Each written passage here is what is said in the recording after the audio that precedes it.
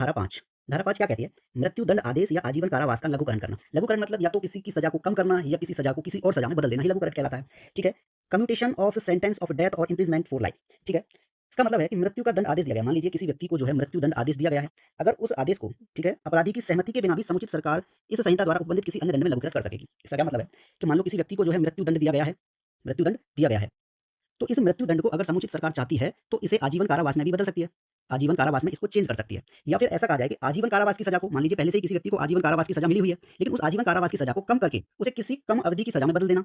ठीक है? तो यही लघुकरण कहलाता है।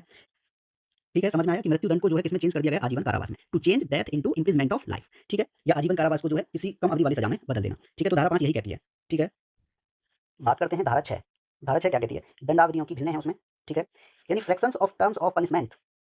Fractions of terms of punishment यानी किस प्रकार से किस समय कितना दंड दिया जाएगा।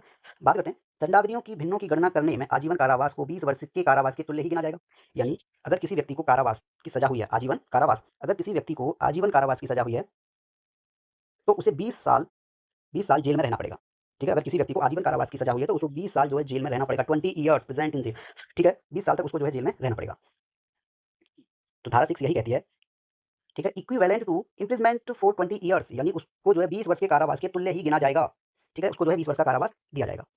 आजीवन कारावास से 20 वर्ष का कारावास कहलाता है। ठीक है? चलिए मान लीजिए किसी व्यक्ति ने कोई अपराध किया है और उसे आजीवन कारावास की सजा मिल गई, तो उसे 20 वर्ष तक जो है जेल में ही प्रेजेंट रहना पड़ेगा। 20 साल तक जेल में रहना पड़ेगा क्योंकि उसे आजीवन कारावास की सजा मिली है। ठीक है? आगे